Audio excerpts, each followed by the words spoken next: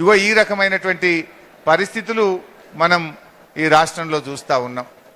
ఇవాళ నేను రేవంత్ రెడ్డి గారిని ఒకటే అడుగుతున్నా, ఎందుకు మా నారాయణ ఖేడ్కు మంచినీళ్ళు వస్తలేవు, ఎందుకు మా సంగారెడ్డి జిల్లా మంచినీళ్లు రాకుండా బాధపడుతుందో మా మంత్రి సీతక్క సమాధానం చెప్పాలి, ముఖ్యమంత్రి రేవంత్ రెడ్డి గారు సమాధానం చెప్పాలని నేను అడుగుతా ఉన్నా. ఆ రోజు బీఆర్ఎస్ ఎప్పుడు కూడా నీళ్ళకి ఇబ్బంది కాకుండా ఇచ్చింది, మరి నువ్వు ఎందుకు ఇవ్వలేకపోతున్నావు, ఇవాళ ఈ నీళ్ళు ఎందుకు వస్తలేవో కూడా ఇవాళ మీరు సమాధానం చెప్పాలని కూడా నేను అడుగుతా ఉన్నా.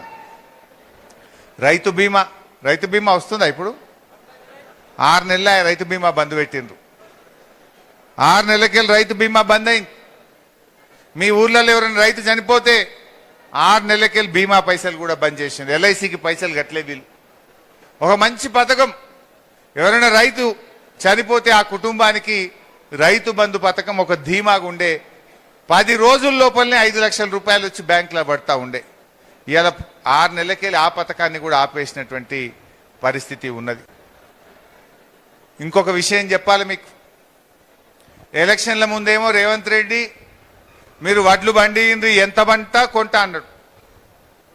ఈ మధ్య మీరు గమనించిండ్రో లేదో, మొన్న ఒక స్టేట్మెంట్ ఇచ్చిండ్రు కేబినెట్ మీటింగ్ అయినాక, కేంద్ర ప్రభుత్వం ఏది కొనమంటే గదే కొంటాం,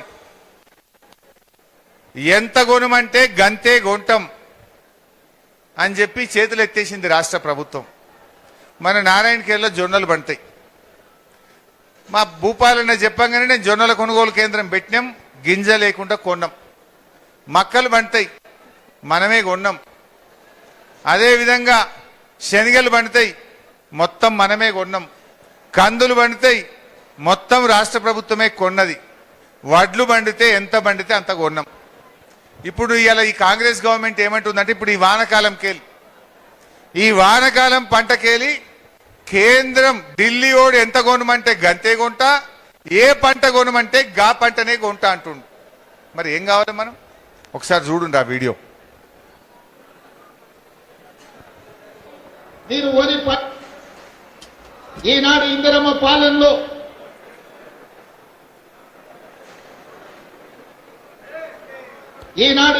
పాలనలో మీరు వరి పండించండి, మీరు పండించిన చివరి గింజ వరకు ఈ ప్రభుత్వం కొనుగోలు చేస్తుంది, మీకు గిట్టుబాటు ధరనే కాదు వ్యవసాయాన్ని లాభసాటిగా చేస్తామని చెప్పి ఈనాడు మన ప్రభుత్వం నిర్ణయం తీసుకున్నది.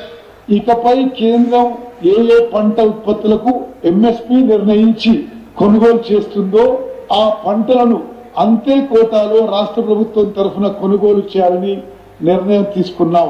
పంటల కొనుగోలు కూడా ఇందాక ఉత్తమ్ గారు చెప్పినట్లుగా కేంద్ర ప్రభుత్వం యొక్క విధి విధానాలకు అనుగుణంగానే తెలంగాణ రాష్ట్రంలో కూడా భవిష్యత్తు పంటల కొనుగోలు ఉంటాయి.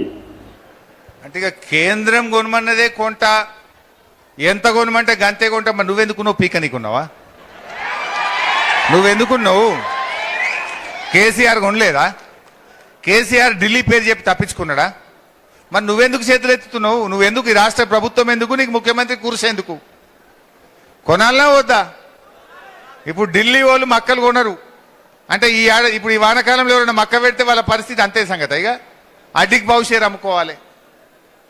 కేంద్ర ప్రభుత్వం శనగలైనా కందులైనా పెసర్లైనా వాళ్ళు కేవలం 20 పైసలు చారణ కొంటారు, మిగతాది కొనరు.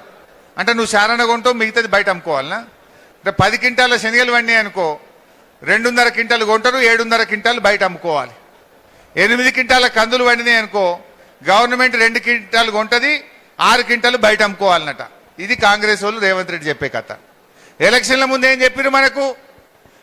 అన్ని పంటలు కొంటాం, ప్రతి పంటకు 500 బోనస్ ఇస్తాం. కందులకు బోనస్, శనగలకు బోనస్, మక్కలకు బోనస్, వడ్లకు బోనస్ అన్నారు. ఇప్పుడు బోనస్ లేదు, బోగస్ అయిపోయింది. ఈ కొనుడు కూడా కొనరటిగా, కొనుడు కూడా అవుతుంది. ఢిల్లీోడు కొంటే కొన్నట్టు, లేకపోతే మేమేం కొనము చేతులు ఎత్తినట్టు. ఇగో ఇది ఈరోజు రాష్ట్రంలో ఉంది. ఏమన్నా ఒక్కటి మంచిగా అయినా అదే రైతులకు చెప్పు నాకు. మీరు మున్పటి లెక్క కరెంట్ వస్తుందా బాయికాడ? ఎన్ని గంటలు వస్తున్నది? మళ్ళా 8-10 గంటలకు వచ్చింది. ఆనాడు 15 సబ్స్టేషన్లు కట్టించిన నేను నారాయణఖేడ్లో, 15 సబ్స్టేషన్లు కట్టించిన ఒక్కటే ఏడాదిలో. అద్భుతంగా కరెంట్ ఇచ్చినాం. ఇవాళ మళ్ళా కరెంటు కూడా ఆగమైపోయింది.